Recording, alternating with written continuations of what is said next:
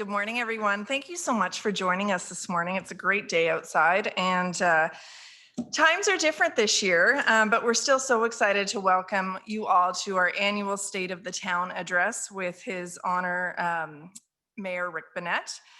My name is Melanie Fraser. I'm the General Manager of the Halton Hills Chamber of Commerce, and we really do wish that we could be all together in person, enjoying a great turkey lunch. But we will next year. So this is how we'll do it this year, and we're very excited to hear what the mayor has to tell us today.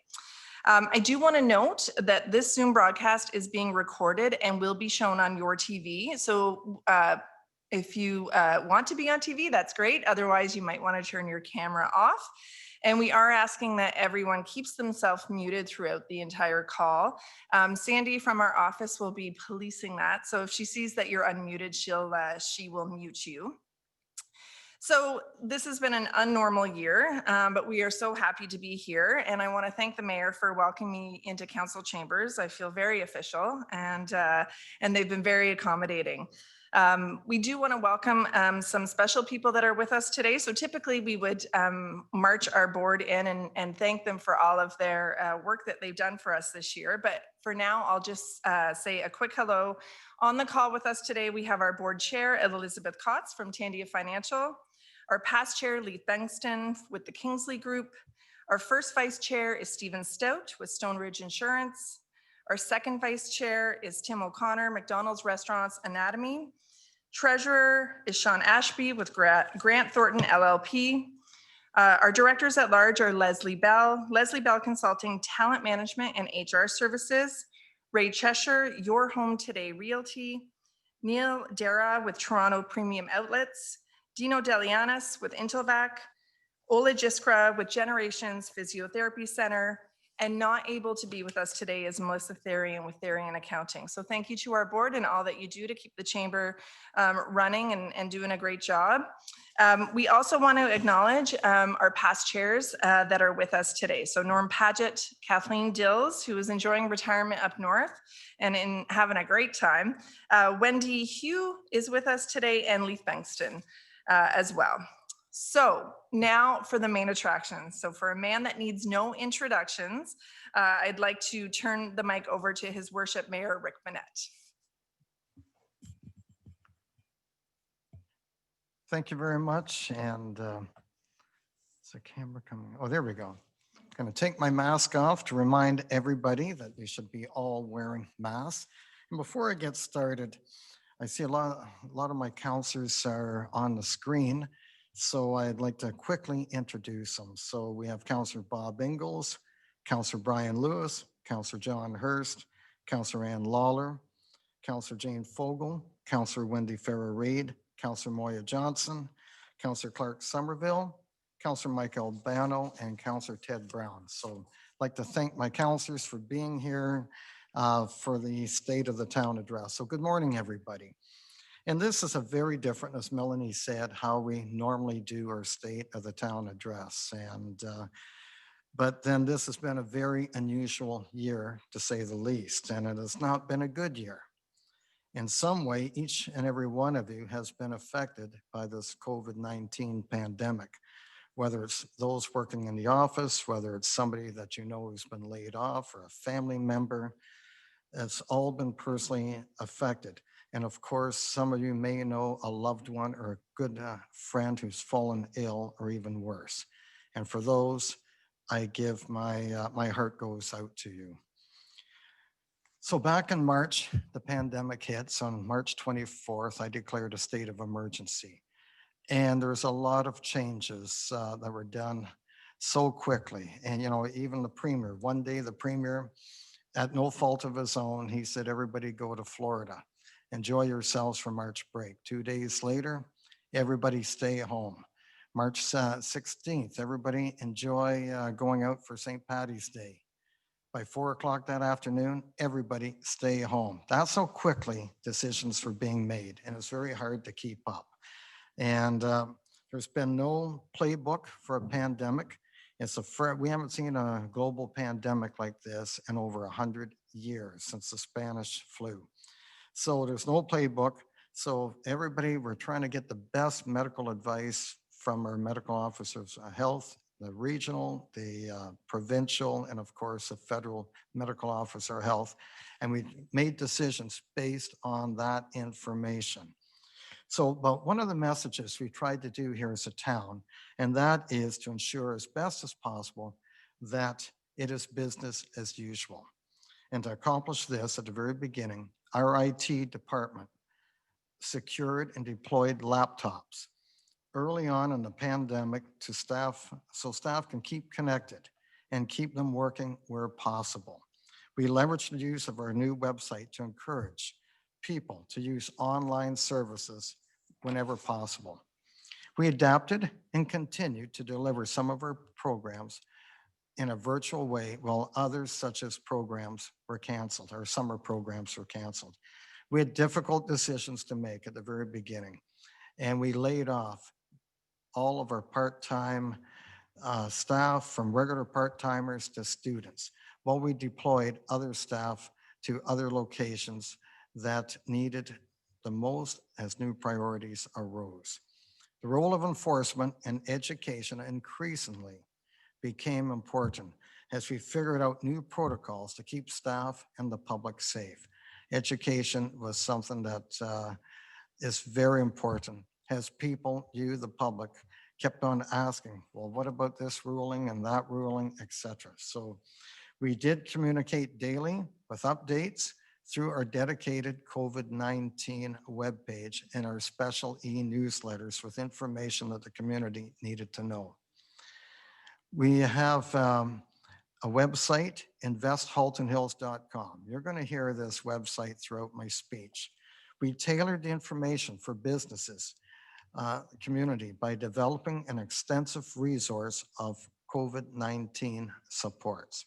I know that in times of challenge, businesses must adapt in order to survive.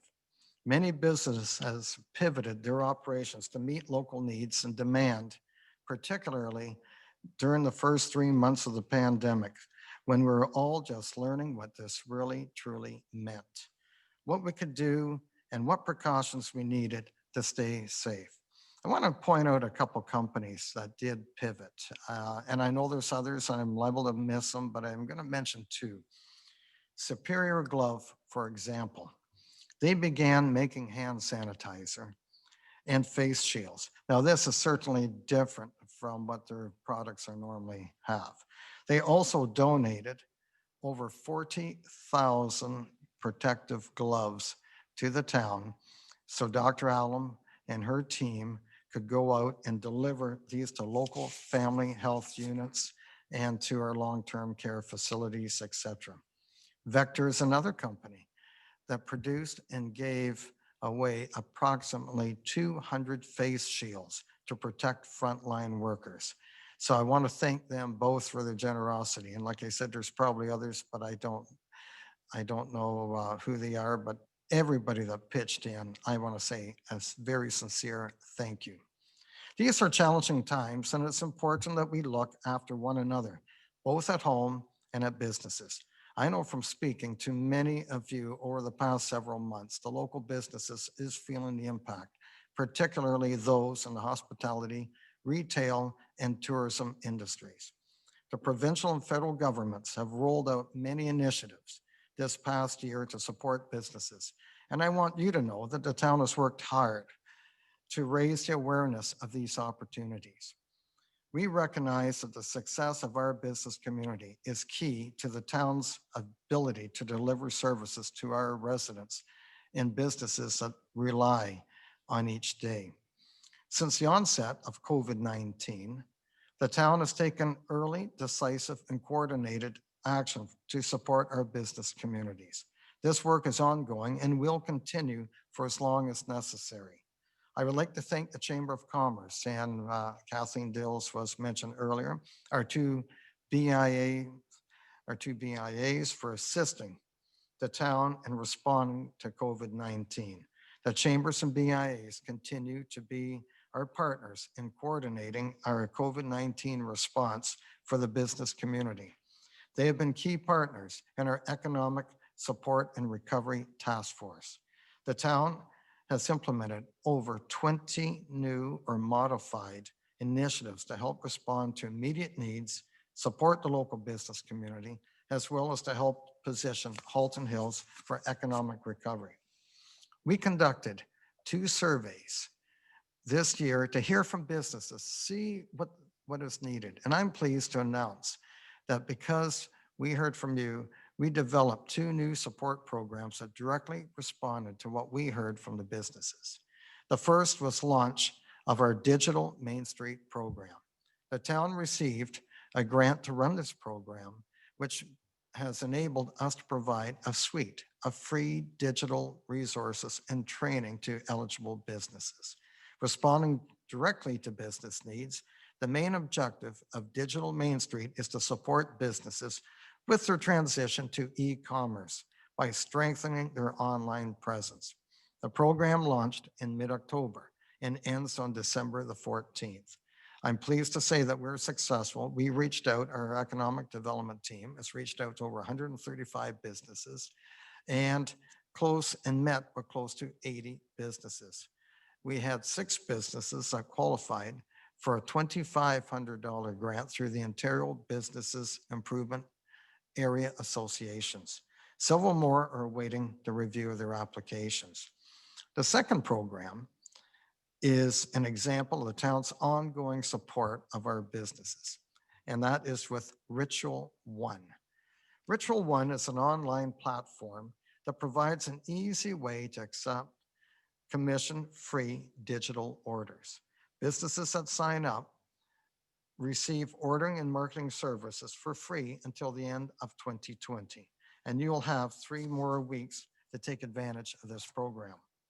The town implemented many additional programs this year in response to COVID-19, such as our Al Fresco in Halton Hills patio program, which saw over a dozen restaurants expand their patios, put patios in the first phase of the COVID-19. We're also implemented new supports and have planned to assist the hard-hit arts, culture, and tourism sectors. I also want to touch on some of the other business-related initiatives that the town is working on. The first is the new Business Concierge program, which is expected to launch in early January. This program will provide an elevated customer service experience and fast-track the review of eligible strategic non-residential development projects. The idea is to provide a formal service that offers simplified and time-sensitive development process facilitation and rapid and coordinated issue resolution through a single point of contact for these types of investments. We have been doing this for a long time, but now it's about formalizing it, formalizing the approach and adding some key elements. This will build on the town's prior success in streamlining our processes and our open for business approach.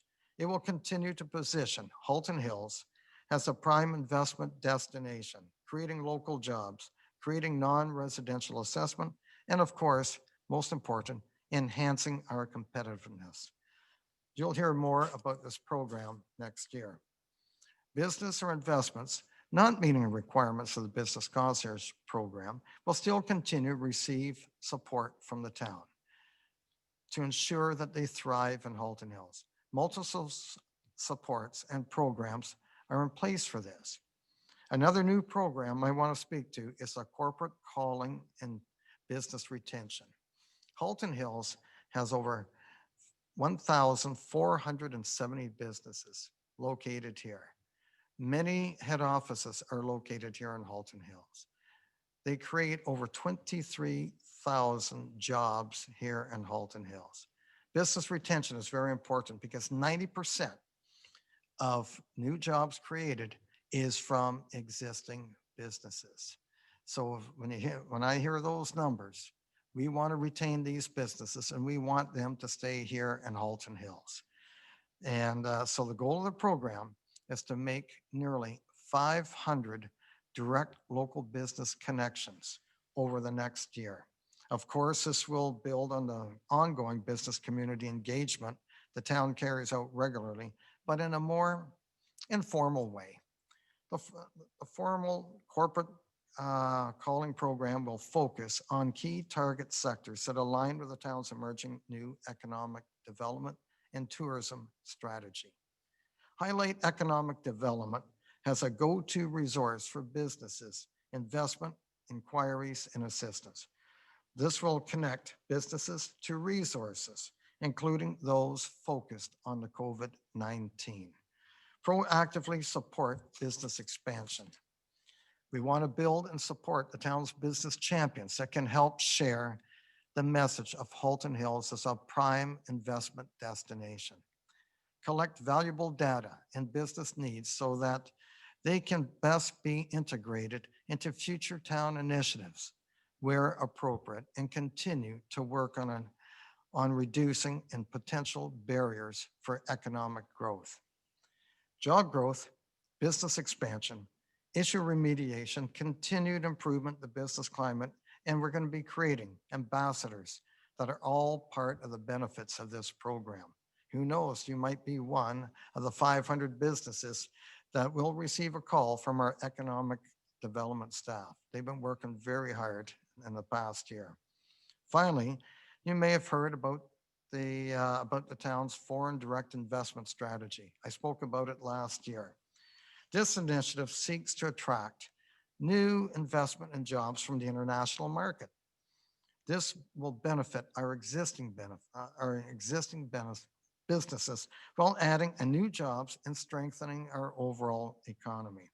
We hired a consultant for this work, included performing strengths, weaknesses, opportunities, and threats, analysis on Halton Hills, and identifying specific benefits that our community has to offer investors. We have a lot to offer. We have a high quality of life here in Halton Hills, a strong business community, the proximity to the GTA, and international markets, especially the United States. Halton Hills is in a great position to attract business. The foreign direct investment program is critical in staying competitive with our neighboring municipalities and carving out our share of the foreign pie. It is an important component for our overall economic development approach. And let's face it, if we don't do it, our neighboring communities are going to be doing it. We want to remain competitive and we want to get out there first. And I've always believed in that. We can't stay in our, socially we stay in our bubble, but business-wise, we got to be out of the bubble. And this aligns also with the federal and provincial investment priorities, the trade strengths, target markets, key sectors, and policy directions. The strategy will help us leverage untapped economic development potential.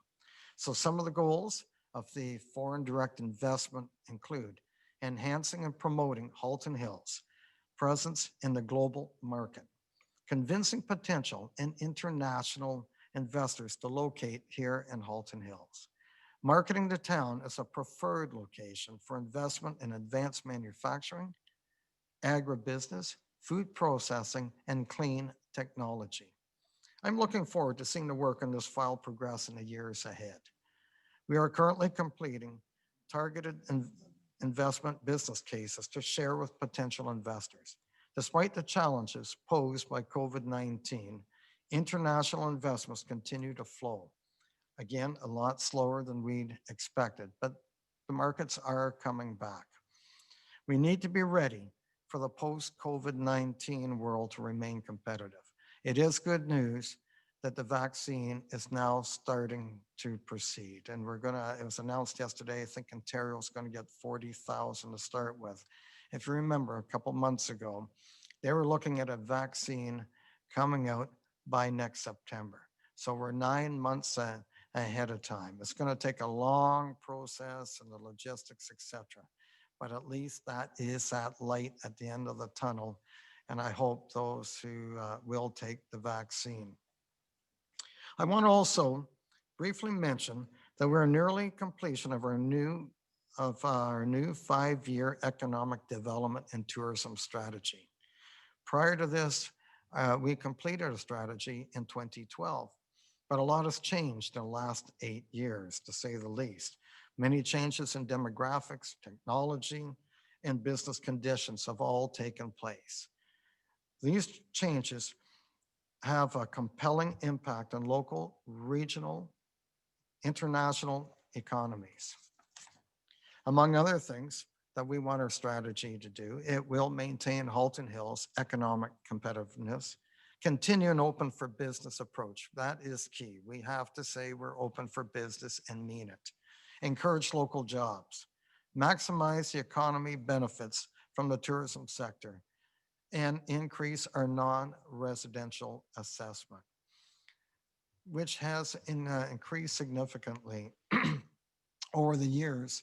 We're around 8.5% industrial commercial to residential. Now we're over 13%, which is comparative to the other 4 municipalities. Milton's a little higher, around 16%. So we have increased that, which helps the residential taxpayer. So you can learn more about this program that I mentioned at investhaltonhills.com. There, I said it again, investhaltonhills.com. The other item I want to speak to address in the town's 2021 is our budget. This year's budget recognizes the impacts of the pandemic and the issues that the town faced over the past year in mitigating its impact on the local community.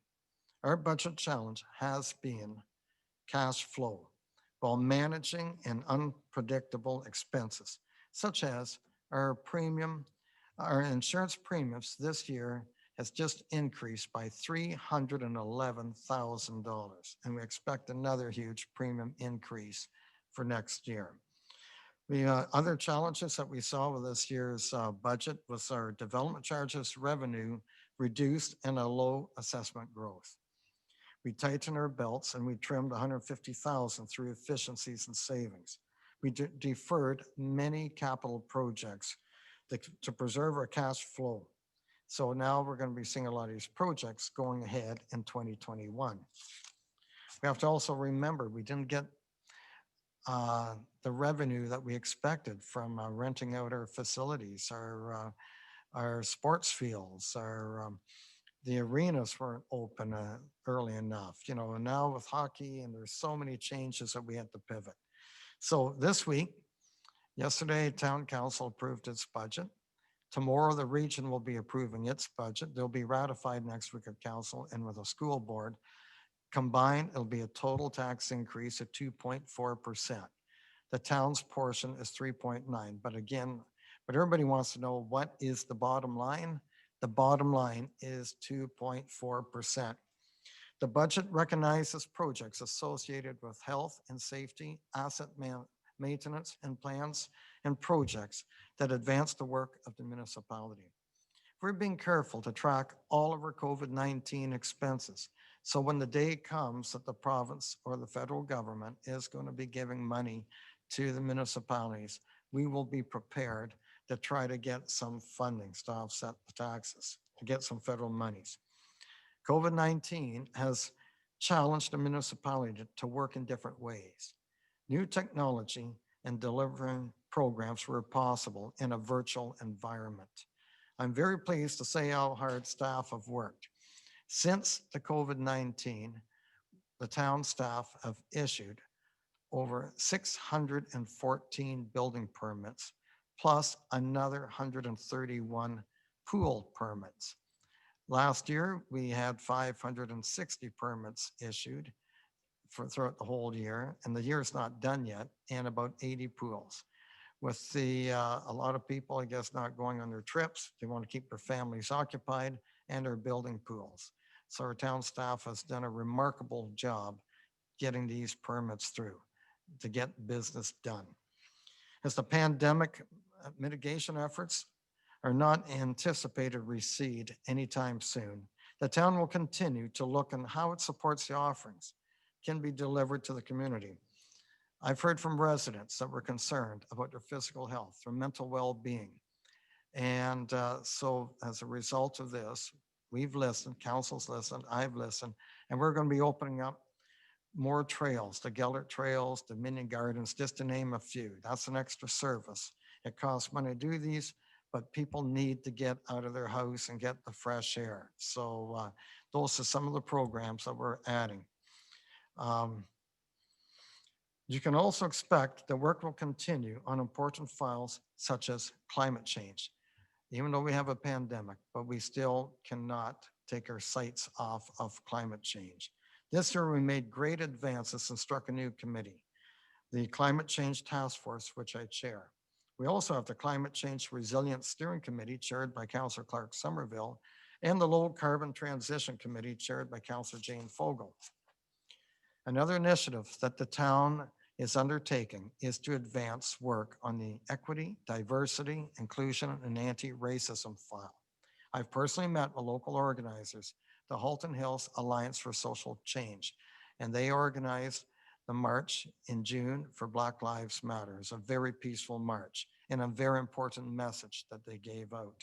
Staff are continuing these discussions as we determine a strategy moving forward. Everybody, doesn't matter what color, race, or religion, should feel safe in this community. And this is what we're going to be working on. And speaking of moving forward, we look forward that we can envision in 2021. And what will it mean? Well, I can tell you there'll be more Zoom meetings. And I'm sure a lot of you are getting tired of Zoom meetings, but there'll be more Zoom meetings.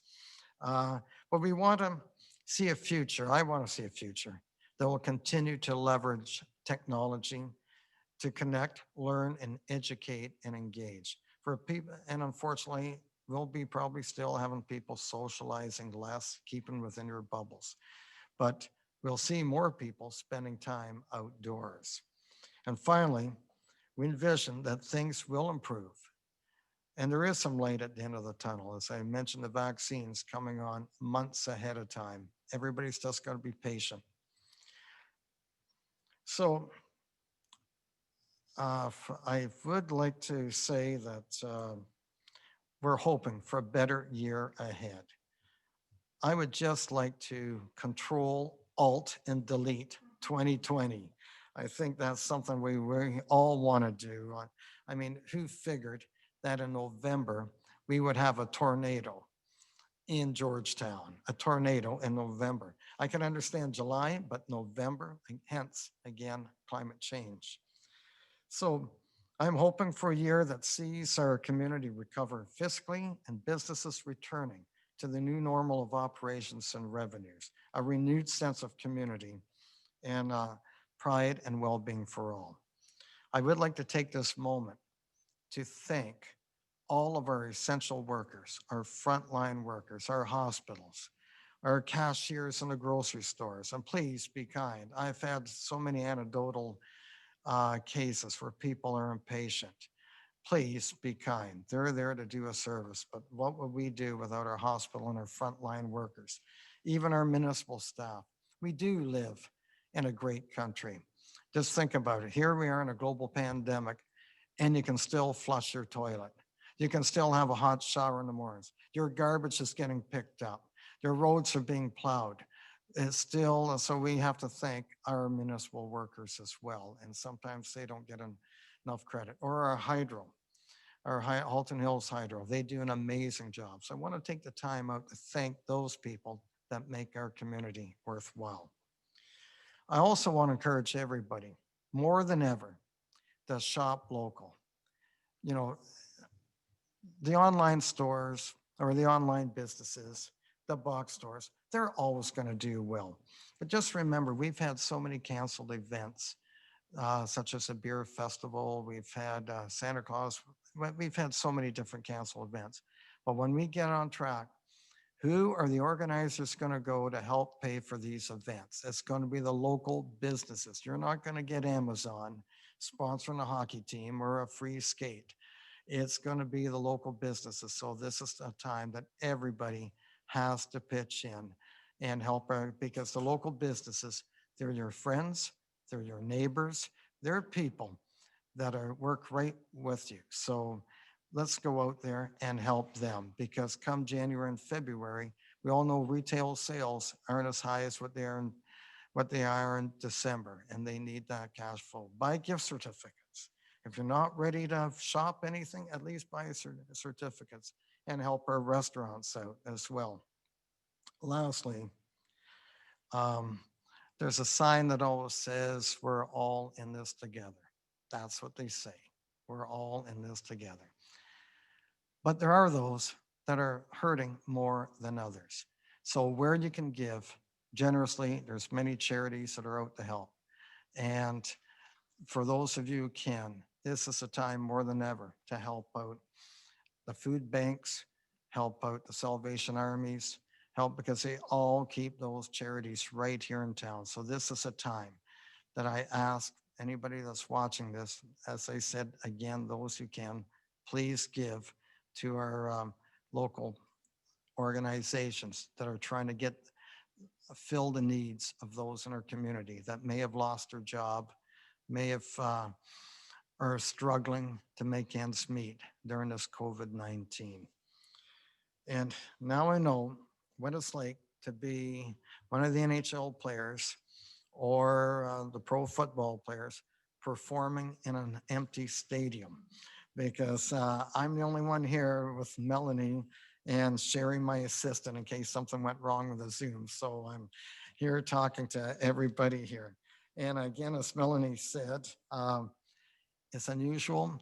There's no turkey dinner to follow. And that's something I think we all look forward to with the mingling and the social aspect and the Christmas dinner. So please, everyone, stay safe. And thank you very much for listening. Thank you. Mr. Mayor, that was great. Thank you so much. And I miss the big rush to the turkey dinner and the fight over the desserts. So that'll have to be next year. A few things that you said in your speech really struck me. And it's the efforts that the town is putting in to develop business and to retain business. So 1,470 businesses in Halton Hills is a spectacular number. I'm sure my board's going to want me to increase my membership now. So thank you for that. But what I would say to all of our member businesses that if you're enjoying being a chamber member, make sure to refer someone. I want to let the audience know that we wanted to make this year a little different. So we did ask for questions ahead of time from local businesses, and we got a number of them, and we decided to pick 6 that were super reflective of what's going on in our community right now. So the mayor and I will be going back and forth on these. So that'll be probably another 20 minutes or so, and then we'll wrap up. So, Mr. Mayor, my first question that I have for you is, you're a former business owner, you've been mayor for a long time in Halton Hills, so you've seen the evolution of business. What advice would you give to businesses right now, and what would you say to them to look forward to in 2021? Thank you. That's a very good question. And I would first tell them to ensure that they have leveraged all of the financial support available. And the federal and provincial governments, they've had so many announcements, I can't keep track. And it's going to be very difficult, but there may be different opportunities. You may want to seek out professional help, such as the chartered accountants, the accounting firms here in town. They're the ones that are reading this. They're the ones that are following all the announcements closely. So I would reach out to them. I would also reach out to the economic development staff here at the town, because a lot of this is so tough to navigate, not knowing where to look and where you can get that assistance. So those are a couple things that I would do to try to, seek that professional accounting to give you the assistance to maximize the help available. So that would be my advice for the businesses. That's a really good point. And I do want to encourage chamber members that, to the mayor's point, the programs are so nuanced, and there are so many that don't get the attention that they need. So please, by all means, reach out to the chamber office as well. I am regularly in touch with all levels of government and know of quite a few programs. And we have some good webinars coming up on a couple of them. So stand by for that. So, Mr. Mayor, you talked a little bit about the business concierge program that's coming through, which sounds fabulous. I'm really excited about that. And Invest Halton Hills seems to be a big pillar of the town strategy. So how is the town planning on supporting business in the coming year? And again, thank you for that question. And as I mentioned, and you're all aware of it, the COVID-19 will have lasting effects on businesses. And unfortunately, as I said, it'll still go on to 2021. So as the town has done to date, we will continue to take decisive and coordinated action to support our local businesses wherever possible. To do this, we'll continue to work with the Chamber of Commerce herself and with our BIAs. And that's very important because we want to know how to discuss with businesses what our responses need to be and should be. And since many of the programs and supports are through the federal and provincial levels, I will as mayor and council behind me will continue to advocate for the business supports that are easy to access and to be effective. And thinking long term, we will continue to develop and implement a number of key strategies to ensure that Halton Hills is best positioned for a lasting economic recovery. As I said in my speech, we've had over 20 initiatives and 2 came directly from the business world. And I'm sure that's not it to be put on the shelf because there's going to be more programs or more needs as this pandemic evolves. Right now we're in the red zone, and that obviously took another. Our restaurants and tourism took another brunt on that decision, and quite frankly, we were quite surprised that we went to the red zone. We were yellow, and we went down two colors from orange to red. And it's interesting that one of the things that I've always done to advocate for businesses, and you're well aware that the premier put us on notice a month ago on a Friday that we were going to go into stage 2. That's before they came up with a color scheme. And Chair Gary Carr and the 4 mayors, we wrote a letter to the premier saying, no, our numbers aren't high enough. And I still feel our numbers aren't that high in Halton Hills compared to neighboring hotspots, et cetera. So we'll still continue to advocate to support local businesses by writing letters to the premiers and those that make decisions. As a matter of fact, I wrote a letter just a couple of weeks ago to the premier because the feedback we got from the businesses is they're making these decisions on Fridays and they got to pivot by Monday. And it's not giving the businesses time to get ready to pivot from some of these decisions. And quite frankly, the businesses, you're not alone either. Some of the decisions that come out of Queen's Park, and then it takes us a couple days to find the devil in the details. What does it really mean? And a prime example, and I'm rambling, but prime example was the use of our swimming pools. We still didn't know whether we could have 10 people in the pool or 20 in the pool and Gellert. So, now we finally got some of the reasons. So there's stuff that happens all the time that you got to be prepared to pivot and react. Thank you. Yeah, it's a good point. I know lots of our businesses did communicate to us that the runway into the decisions wasn't enough for them to be able to pivot. And everyone wants to follow the rules. And so when the rules aren't clear, it puts everyone in a challenging position. So thank you for writing that letter. Hopefully someone is listening. So you talked about how the pandemic's going to be, over hopefully sooner rather than later. I don't think anyone has thought that we'd be here 10 months later. But when we're ready to kind of launch real life again, I think that we need to get back to business as normal. And so one of the questions that came through was, where is the town on the public transit file? I know that that's one that's talked about a lot. Yeah, that's a very good question. So I give a little bit of background. The town conducted a transit service strategy, which was approved by council in June of 2019. And it explored opportunities to provide a made in Halton Hills solution, if you will. So currently, the implementation and planning phase is for the recommended transit strategy is now being looked at staff. It won't be coming in 2021. I mentioned how tough the budget is.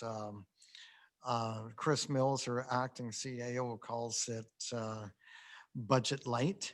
So we got to be very careful about bringing in new programs to come in. But town of Halton Hills, we are working with the town of Milton to bring in a conventional transit along Steeles Avenue.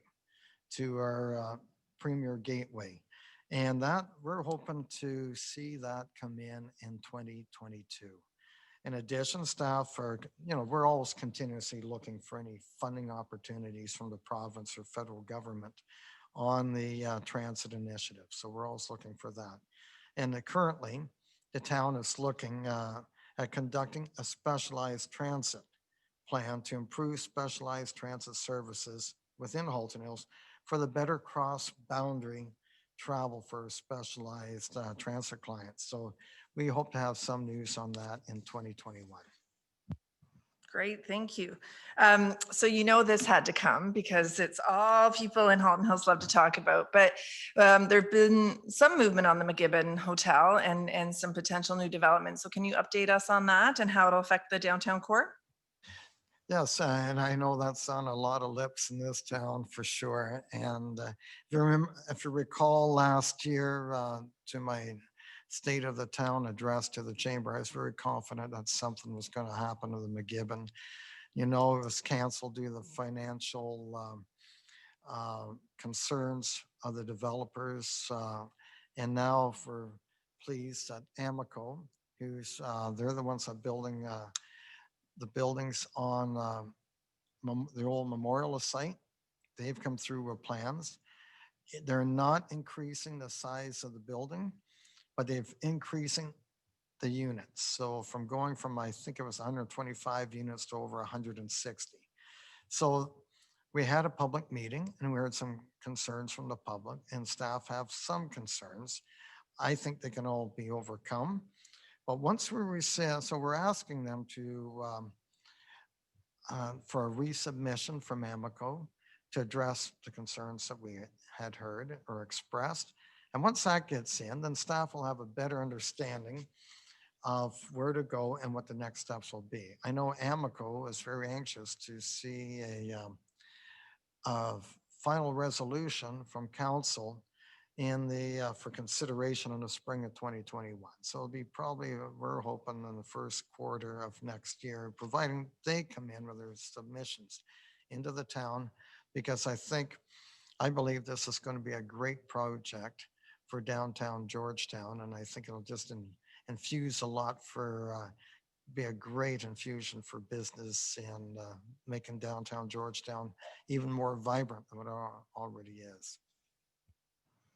Well, I have a parking spot in downtown Georgetown now, so I don't mind if it gets busier for the farmers markets. I'm excited for those businesses, though. I know that, they've struggled with some peaks and valleys as far as, how business goes. And so that'll be a great shot of energy for them. So the other topic that's hot on the minds of a lot of people is Trafalgar Road. So we know that it's slated to be widened and the water is being brought in. So can you update us, because I think we're a little behind on that, and I know people are curious as to when that'll start. Yeah, thank you. This is a project by Halton Region, and this is the road widening from just north of the 10th Side Road. Go from 2 lanes to 4 lanes, all the way up to Highway 7. And you're right, it'll bring 2 new water mains that are going to be installed, and it'll be replacing bridges on Black Creek and installation of 2 grade separations. So that will be the road under the rail. And I can tell you, every day right here by the town hall, there's one a train around 8:45. There's one around 12:30, and one about 4:45. And there are at least 120 cars or more. It seems like an easy thing to count cars, but then after a while you get hypnotized by it and you can't count them anymore. But so this grade separation is very important. Now there's a cost to this. This is going to be one of the biggest projects going. It's a $111.5 million for this whole project. So it's not cheap. The grade separation here by Trafalgar and Maple Avenue is $31.5 million alone. The second one is over $18 million. Most of the properties, if not all of them, are purchased now for the road widening. So the bottom line is they hope to get started in 2024. But I wanted to give the background, that's just not an easy thing to say, let's spend $111 million. So there's a lot of pre-engineering that has to be done, especially with the grade separations, the bridges, etc. Fascinating. Um, yeah, that's a lot of money. Yeah, yeah, yes. And this is, I know some of our members have some absolute concrete opinions on this, and I know the town has their own opinion. So the Highway 413, the West Corridor, is a hot topic with a lot of local municipalities. So I'm curious about the status of it, but I also know that council does oppose it. So I'm wondering if you can give us some insight into why. Now, first of all, it has a very bad name, 413, because you look at the Chinese culture, the number 4 is taboo, and you look at our culture, number 13 is taboo. So now you got the two worst. To me, that just spells bad luck. But in all seriousness, there's quite a history to this, and I have quite a history with this highway. I don't know how many members of the chamber will recall back in 2008, the province was looking at building 2 superhighways south of Georgetown connecting to Milton, which we would have lost all our agricultural land, we would have lost, and it would have led to urban sprawl. So we fought that back then, and that's when we spent $100,000 to hire consultants to prove to the province that the 401 could indeed be widened from 8 lanes to 12 lanes, because the provincial consultants at the time said it couldn't be done. Well, we proved otherwise. So fast forward to the GTA West was, they're still looking at bringing this connecting highway. And it's brought a lot of uncertainty to the landowners that living in the area. It's easy for people to live in Georgetown, Acton. Yeah, let's bring the highway in. But if that was your property, that you can't do anything with it. And it takes, and plus it's taken away industrial opportunities for us as you get near Steeles Avenue. The so so what happened? In May 17, there's a GTA West Panel Advisory Committee, and they went out and they spoke, and they came back and they determined that the highway contravened the province's own planning objectives. It was bad for the environment, and it was not an effective way to reduce traffic. And if anybody thinks that there's a free lunch here, there isn't. As more than likely, it's going to be a toll road. And you look at the 407, it's empty half the time as it is because people don't want to pay. So they scrapped it. Then in June, caught a lot of us off guard. The new provincial government reversed the previous decision and restarted the GTA West project. And later that year, they released a technical preferred route. And I got to admit, it's not as harmful as the original plans, but it's still going to create, by the 401, the 407, and this road, the largest connection in all of North America. I can just see traffic congestion as these 3 highways meet. It'd be like a perfect storm. So on August 31st, Town Council passed a unanimous resolution opposed to this. And part of this is in large part due to the negative impacts that is in stark contrast to our climate change. We'd be hypocrites on one hand to say in May of last year, May 6th, I should say, the town of Halton Hills declares a climate change emergency. And then the next day, oh, this is great. Let's bring in the highway that's going to create more greenhouse gas emissions. It's going to affect environmental sensitive lands. It's going to affect the wetlands, and it's going to lead to more urban sprawl. And that's another, which again, we want designed planning, but this will definitely lead to more urban sprawl. And I said it'll take away our agriculture.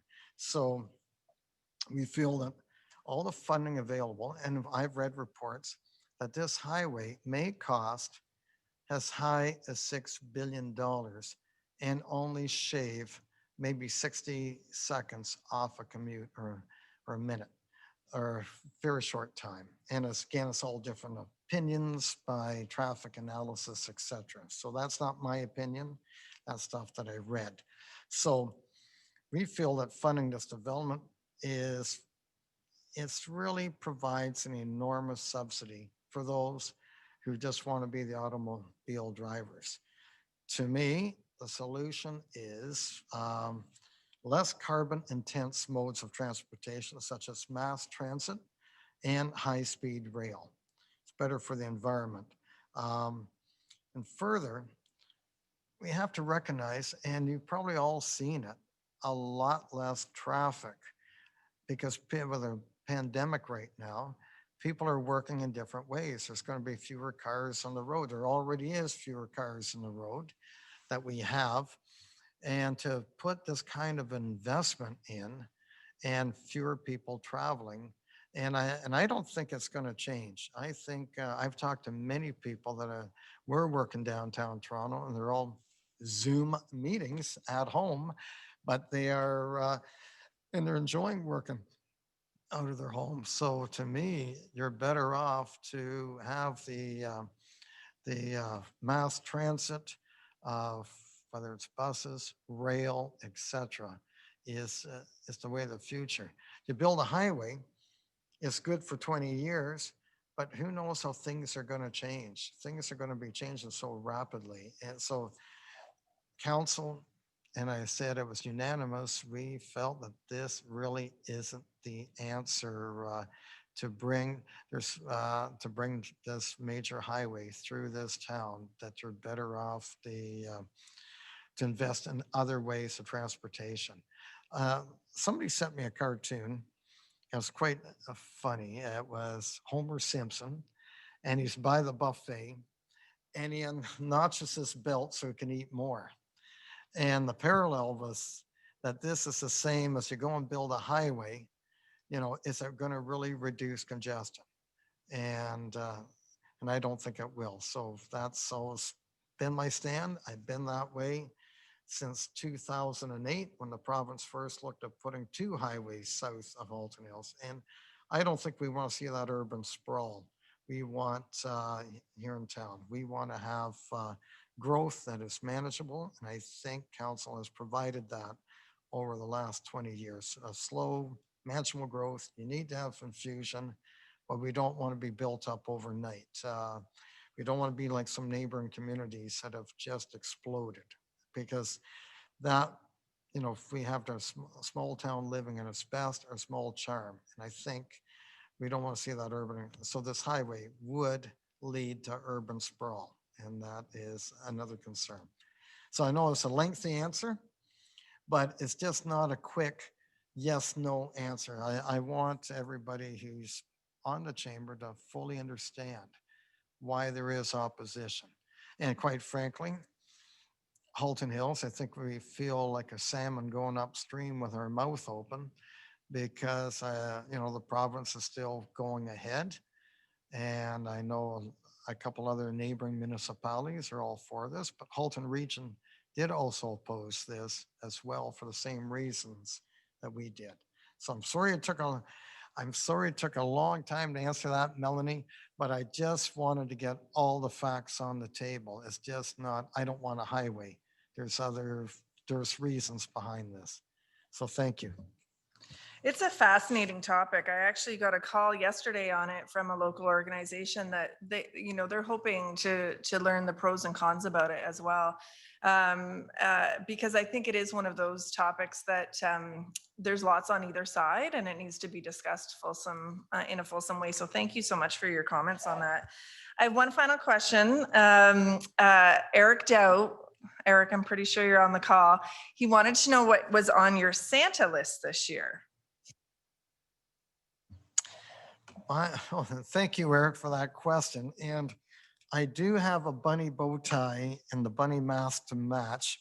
Oh, he's clapping. But I forgot to put Kathy's lovely pin on, and I was going to wear it today. So I apologize for that, Eric. So on my Santa list, I think I try to make a list for everybody, that everybody remains healthy. That is the most important, whether it's physical health, mental health.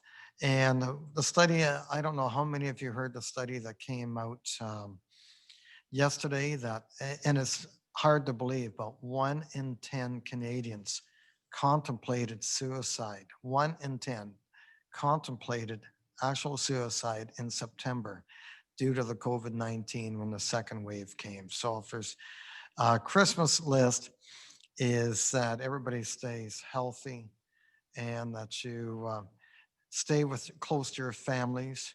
But again, listen to the doctors, listen to what's being said, stay in your social bubbles, I think. And I know that's so difficult, especially being this time of year.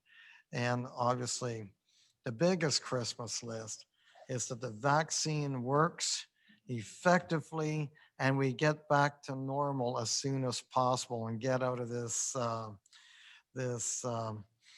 nightmare, if you will, that so many of us are going through. So thank you very much, Eric, for that question.